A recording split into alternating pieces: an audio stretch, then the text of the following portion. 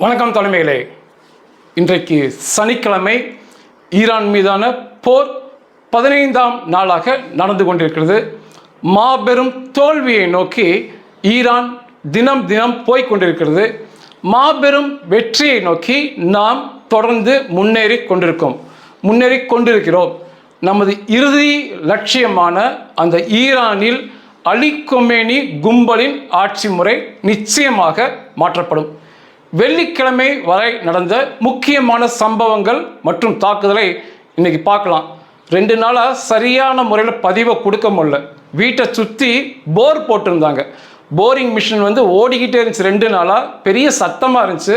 அது எனக்கு மிகப்பெரிய தொந்தரவாக அமைஞ்சது. இன்றைக்கி தான் ஒரு திருப்தியோட இந்த பதிவை பேசிகிட்டு இருக்கிறேன். ஒரு மிகப்பெரிய மகிழ்ச்சியான செய்தி. ட்ரம்ப் வெள்ளிக்கிழமை ஒரு பேட்டி கொடுத்தார். அவர்கிட்ட கேள்வி கேட்டாங்க நிருபர், இந்த சண்டை எப்பொழுது முடியும் என்று நீங்கள் சொல்கிறீங்க அப்படின்னாக்கு, I want you give a time அப்படின்னார். அதாவது ஒரு நேரத்தை பற்றி என்னால் உங்களுக்கு சொல்ல முடியாதுன்ட்டு ஒரு மகிழ்ச்சியான செய்தி கூடயே சொன்னார். It will be as long as it's necessary அப்படின்னாரு. தேவை எவ்வளவோ அதற்கேற்ற அளவு இந்த சண்டை நீடிக்கும் என்ற பொருள்பட பேசினார். மிக மகிழ்ச்சியாக இருந்துச்சு. எனக்கு ட்ரம்ப் நினைச்சுதான் பயம், திடீர்னு சண்டையை நிறுத்திடுவார்னு சொல்லி. ஆனால் அவருக்கு பின்னால் அவரை இயக்கும் யூத சக்திகள் இது ஒரு கடைசி போராக வைத்து முடித்து விடலாம் ஈரானை என்று நிர்பந்தப்படுத்துறதுனால அவர் அருமையாக வெற்றி கிடைக்கும் வரை தொடருவோம் என்ற பொருள்பட அவர் பேசினார். முக்கியமான தாக்குதல் வெள்ளிக்கிழமை ட்ரம்ப் வெளியிட்டார். ஈரானில் உள்ள கார்க் தீவில் நடத்தப்பட்ட தாக்குதல். ஈரான் துறைமுகத்திலிருந்து ஒரு 25 கிலோமீட்டர் தாண்டி அந்த தீவு இருக்கு. கார்க் தீவு என்பது ஈரானின் கச்சா எண்ணெய் ஏற்றுமதி 90% அங்கிருந்து தான் ஏற்றுமதி ஆகுது. கார்க் தீவிலிருந்து. அந்த கார்க் தீவில் 3 கோடி பேரல் கச்சா எண்ணெய் எப்பொழுதுமே கையிருப்பு இருந்துகிட்டே இருக்கும். 3 கோடி பேரலை அதை தாண்டி அவர்கள் ஏற்றுமதி செய்கிறாங்க. ஈரானின் ஏற்றுமதி 90% அங்கே இருந்து தான் வெளிநாடுகளுக்கு செல்லுது. இந்த சண்டை சமயத்தில் இந்த போரை பயன்படுத்தி பழைய ஏற்றுமதி அளவை விட 2 மடங்கு அதிகம் ஏற்றுமதி செய்திருக்காங்க இந்த ஈரான் கும்பல். ஈரானிலிருந்து அதிகமாக 90% சீனா தான் கச்சா எண்ணெய் வாங்குறாங்க. அவர்களுக்கு இரட்டிப்பு மடங்காக கச்சா எண்ணெய் வியாபாரம் செய்துட்டு இருந்தாங்க. அதை தெரிந்து கொண்ட அமெரிக்கா வெள்ளிக்கிழமை, அதாவது வியாழன் இரவுலேருந்து கடுமையான தாக்குதல் நடத்தி அந்த பகுதியையே நிர்மூலம் பண்ணியிருக்காங்க. அந்த கார்க் ஐலாண்டை 15 குண்டுகள், மாபெரும் குண்டுகள் அந்த கார்க் பகுதியில் போடப்பட்டிருக்கு. அமெரிக்காவுக்கும் இஸ்ரேலுக்கும் ஃபயர் பவரில் மிகப்பெரிய வித்தியாசம் வரும் குண்டுகள் போடும் விதத்தில். இஸ்ரேல் தொடர்ச்சியாக போர் விமானங்கள் மூலமாக, ட்ரோன் மூலமாக ஈரானில் குண்டு மழை பொழிறாங்க. நம்ம வச்சிருக்க போர் விமானம், தேஜஸ் போர் விமானம் 8000 கிலோ வரும். ஒரு 15000 கிலோங்கிறது மிகப்பெரிய போர் விமானமாக பார்க்கப்படும். ஆனால் அமெரிக்கா வைத்திருக்கிற ஒரு குண்டே 15000 கிலோ வரும். அமெரிக்கா வச்சிருக்க அது பெரிய பங்கர் பஸ்டர் 15000 கிலோ குண்டே வரும். இஸ்ரேல் விமானங்கள் மூலமாக பெரிய குண்டை போடுறாங்க. அதற்கு மாறாக அமெரிக்கா மாபெரும் போர் விமானங்கள், குண்டு போடும் விமானம் மூலமாக, கப்பல்கள் மூலமாக, ஏவுகணை மூலமாக தாக்கிட்டு இருக்காங்க. மிகப்பெரிய அழிவை ஈரானுக்கு கொடுப்பது அமெரிக்கா தான். 15 மாபெரும் குண்டுகள் அந்த கார்க் தீவின் மேலே போடப்பட்டது. ட்ரம்ப் என்ன பதிவு பண்ணார்னா, அந்த கார்க் ஐலாண்டை வைப் அவுட் பண்ணல, துடைத்து எரியல. அங்குள்ள இராணுவ கட்டமைப்பை, பாதுகாப்புக்கு இருந்த இராணுவ கட்டமைப்பு, அந்த கச்சா எண்ணெய் அதிகமாக ஏற்றுமதி பண்ணுறதுனால 3 கோடி பேரல் அந்த கச்சா எண்ணெய் இருப்பதால் மிகப்பெரிய பாதுகாப்பு ஏற்பாடு அங்கே இருந்துச்சு. அதையெல்லாம் முற்றிலும் அழித்து விட்டோம். அந்த கச்சா எண்ணெய் வளத்தை நான் அடிக்க சொல்லவில்லை, அதனால் அடிக்கலை.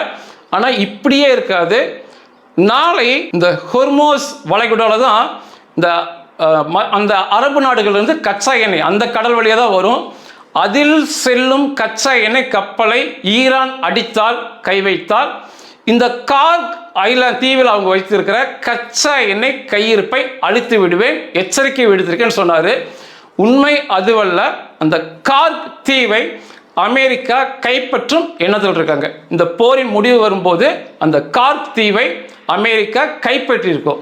மிகப்பெரிய செல்வம் கொளிக்கும் பகுதி அது. கச்சா எண்ணெய் ஏகப்பட்டது இருக்கும் பகுதி இது. அந்த பகுதியை கைப்பற்றும் எண்ணம் இருப்பதால் அமெரிக்காவுக்கு அந்த பகுதியை, அந்த கச்சா எண்ணெய் வளையத்தை அழிக்கவில்லை, மாறாக இராணுவ கட்டமைப்பை எல்லாத்தையுமே அழிச்சிட்டாங்க. இதுதான் உண்மை. ஆனால் ட்ரம்ப் வந்து ஒரு செக் வச்சார், இனிமேல் இந்த ஹொர்மூஸ் வளைகுடா பகுதியில் போகிற கப்பல் அடித்தா நான் இதை அடிப்பேன் இருக்காரு. ஒரு மிகப்பெரிய தாக்குதலாக, வரலாற்று ரீதியான தாக்குதலாக, அங்கே போடப்பட்ட குண்டுகள் வரலாற்று ரீதியிலான பெரிய குண்டுகளாக பார்க்கப்படுகிறது. அதே போல் இந்த ஹொர்மூஸ் வளைகுடா பகுதியில் கப்பல் போவது இப்போ வரைக்கும், இந்த நொடி வரைக்கும் பிரச்சனையாக இருக்குது. ஈரான் தாக்குதல் நடத்துகிறாங்க.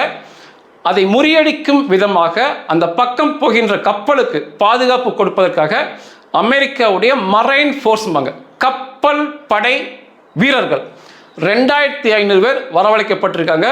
3 பிரம்மாண்ட போர்க்கப்பல்கள் வரவைக்கப்பட்டிருக்கு. அது வந்து முழுக்க முழுக்க அந்த பகுதியில் செல்லக்கூடிய வணிக கப்பலுக்கு முழு பாதுகாப்பை வழங்கும் அளவில் அந்த கப்பல்களும் அந்த 2500 வீரர்களும் வரவழைக்கப்பட்டிருக்காங்க. இங்கே உட்கார்ந்து கொண்டு வீணாக எதையுமே தெரியாமல் பதிவை கொடுப்பவர்களுக்கு ஒரு 2 புரிதல். இவங்க எப்படி பேசுறாங்கன்னா, பாஜக பிடிக்கல் அப்படின்னா ஈரான் மீதான, ஈரானை ஆதரிக்க வேண்டும் என்ற நிலைப்பாட்டில் இருக்கிறாங்க. பாஜகவை பிடிக்கலன்னா அது எந்த பயங்கரவாதியாக இருந்தாலும் பரவாயில்ல, எந்த பயங்கரவாத இயக்கமாக இருந்தாலும் பரவாயில்ல, அவர்கள் அமாஸாக இருக்கலாம், இந்த ஈரானுடைய மதவெறி கும்பலாக இருக்கலாம், நிச்சயமாக ஆதரிப்போம் என்ற ரீதியில் பேசுகிறாங்க. இது மிகப்பெரிய தவறு. சரி தவறு என்று நியாயம் தீர்க்க தெரிய வேணும். நம்ம ஐயா அப்துல் கலாம் அவர்களுக்கு அறிவியல் ஆலோசகராக ஒரு நபர் செயல்பட்டார். நான்லாம் வந்து அவர் மெத்தட் படித்தவர், மிகப்பெரிய அறிவாளியாக இருப்பார் என்று எதிர்பார்க்கும் போது ஒரு முட்டாளை போல, ஒரு மூடனை போல தொடர்ச்சியாக பேட்டி கொடுத்துருக்கான். என்ன சண்டன் என்னன்னே தெரியாதவன், போர் ஆயுதத்தை பற்றி தெரியாதவன், வாய்க்கு வந்தபடி கணக்கில்லாத ஆயுதங்கள்லாம் பேசி ஈரான் மாபெரும் வெற்றியை பெற்றது என்று பேசுறதெல்லாம், அவன்லாம் என்ன வித அறிவியல் ஆலோசனையை ஐயாவுக்கு கொடுத்திருப்பான்னு தெரியல. மிகப்பெரிய முட்டாளாக தான் பார்க்க முடிகிறது. அதே போல தான் விகடன் செய்தி, தொடர்ச்சியாக முகநூலில் விகடனுடைய செய்தி முட்டாள்தனமாக ஈரான் வெற்றி பெற்றது போல கடைந்தெடுத்த பொய்யை பேசிட்டு இருக்காங்க.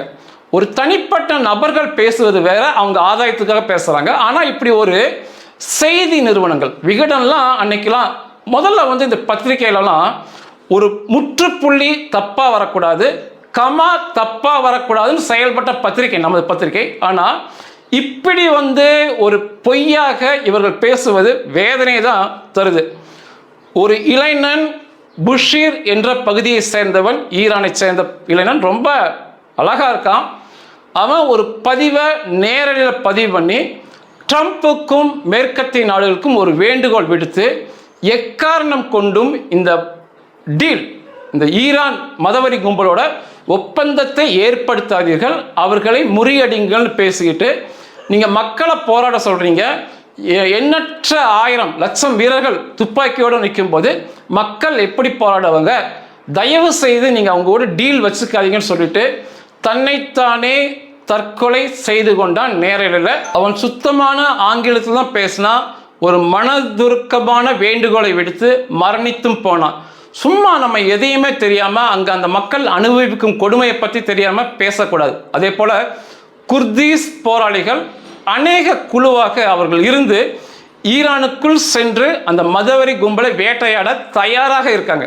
பல்வேறு குழுக்களாக இருந்து அதில் ஒரு குழுவிடம் பேட்டி கேட்கப்பட்டது.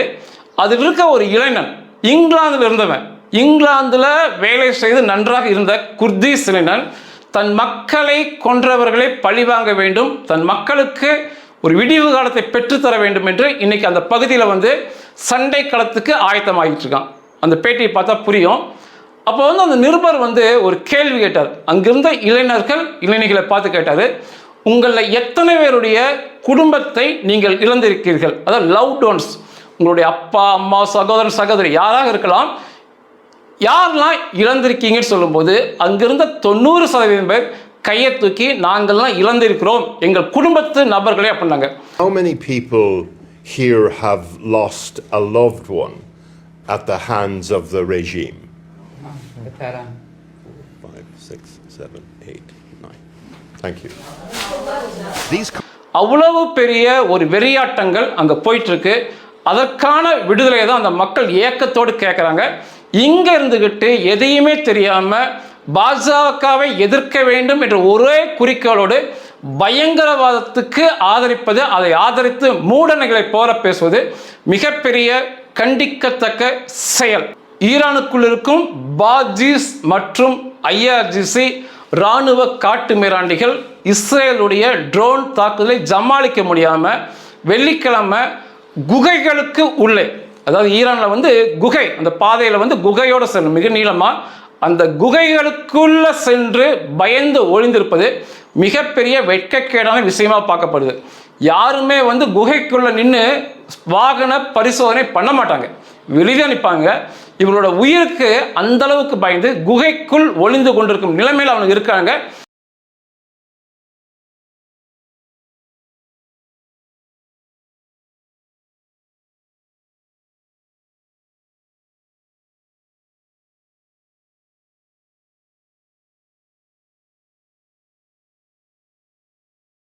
இஸ்ரேல் என்ன சொல்றாங்கன்னா, கடலுக்கு அடியில் போனாலும் சரி இவனுக்கு அத்தனை பேரும் கொல்வோம் அப்படின்னு இருக்காங்க. இஸ்ரேல் செய்திப்படி 5000 ஐஆர்ஜிசி மற்றும் பாஜிஸ் காட்டு மிராண்டிகள் கொல்லப்பட்டிருக்காங்கிறாங்க. நிச்சயமாக 10,000 தாண்டி கொண்டிருப்பாங்க. ஏன்னா ஏகப்பட்ட புதைக்கப்பட்டனால அது உண்மையான எண்ணிக்கை தெரிவதற்கு நீண்ட காலம் எடுத்துக்கொள்ளும். இஸ்ரேலில் ஒன்று கற்றுக்கணும். இதுவரைக்கு எதிர்கட்சிகள் எந்த போராட்டமும் செய்யவில்லை. எதிர்கட்சி தலைவர்கள் 3 வருஷமாக தொடர்ச்சியாக நெத்தனியாஹு எல்லாத்தையும் பிடிச்சி அடிக்கிறாரு.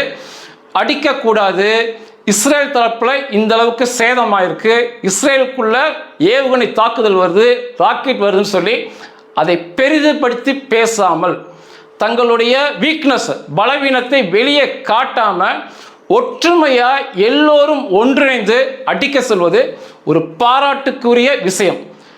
நேற்று கூட ஈரானிலிருந்து ஏவுகணை இஸ்ரேல் மீது விழுந்தது, தாக்குதல் நடத்தியது. இஸ்புல்லா ராக்கெட்டுகள் சரமாரியாக தாக்குதல் நடத்தியது இஸ்ரேலுக்குள்ள.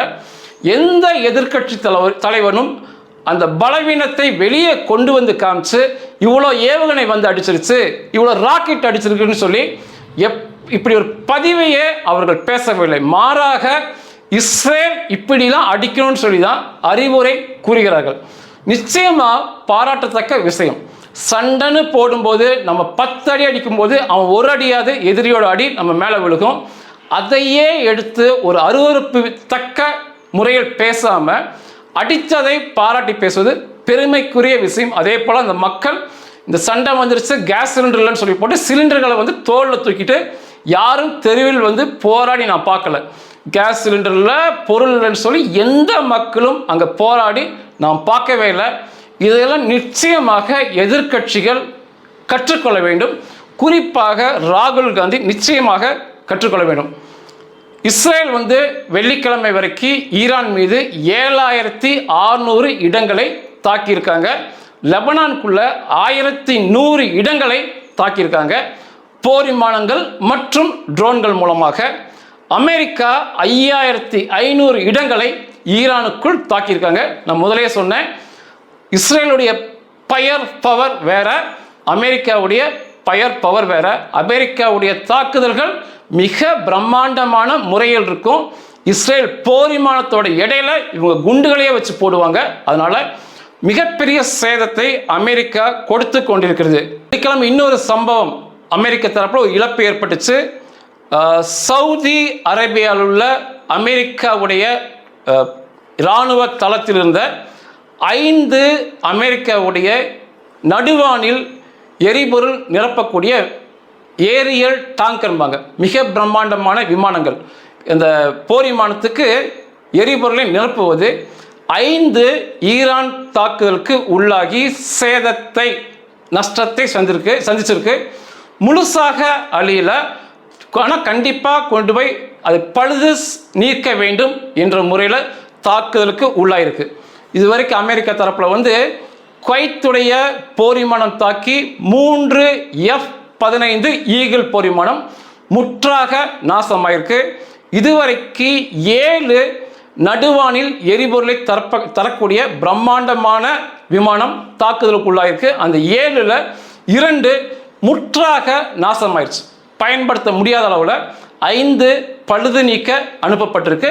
இது நேற்று நடந்த சவுதி அரேபியாவில் நடந்த ஒரே ஏவுகணையில் 5 விமானங்கள் தாக்கப்பட்டது. மிகப்பெரிய விஷயமாக பார்க்கப்படுது. முன்னாள் மன்னரின் வாரிசு இளவரசர் ரெசா பகலவியும் உக்ரைன் அதிபர் ஜெலன்ஸ்கியும் வெள்ளிக்கிழமை சந்தித்து பேசினாங்க. ஈரானில் ஆட்சி எப்படி அமைப்பது என்று அவர்கள் ஆலோசனை நடத்தினாங்க. இந்த சண்டையில் ட்ரம்ப் நெத்தன்யாஹுக்கு அடுத்து உக்ரைன் அதிபர் ஜெலன்ஸ்கி தான் மிகப்பெரிய அளவில் பங்கெடுத்திருக்காரு.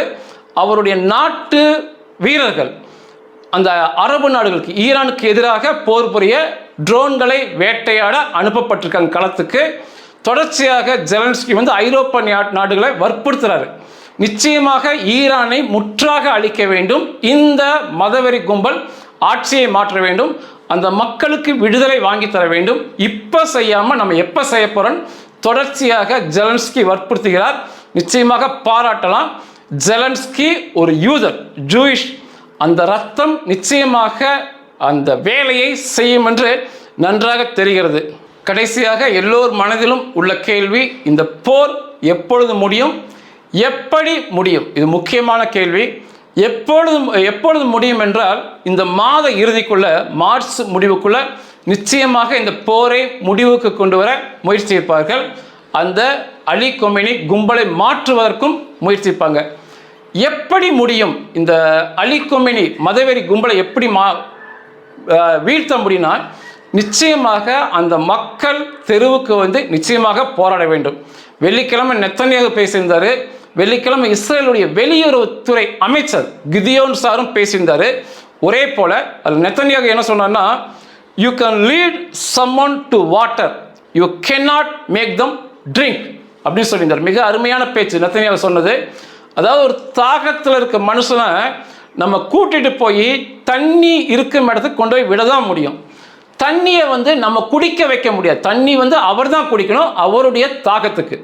தாகமுள்ள மனுஷனை நம்ம அழைத்துட்டு போய் இங்கே பாரு இவ்வளோ தண்ணி இருக்குன்னு நம்ம கொண்டு போய் விட தான் முடியும். தண்ணியை அவர்கள் தான் குடிக்க வேண்டும் என்று நெத்தன்யாஹு பேசியிருந்தார். இது மிகச்சரியான விஷயம். எவ்வளவு தாக்குதல் அமெரிக்கா, இஸ்ரேல், உக்ரைன் நடத்தினாலுமே நிச்சயமாக அந்த மக்கள் தெருவுக்கு போராட வேண்டும். இந்த குர்திஸ் இராணுவ போராளிகள் உள்ளே சென்று மாபெரும் தாக்குதல் நடத்த வேண்டும் நிச்சயமா. ஆனால் இது நடக்கும் என்றே தோன்றுகிறது. அந்த மக்கள் தெருவுக்கு போராடுவார்கள்.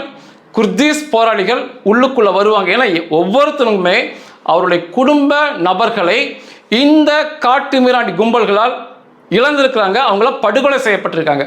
பழிக்கு பழி நிச்சயமாக வாங்குவாங்க. கடைசி நாள், நான் ஏற்கனவே சொன்ன போல அலி கொமேனியோட கடைசி நாள் மிகப்பெரிய வழியோடு இருக்குன்னு சொன்னேன். அதையே பதிவு பண்ணுறேன்.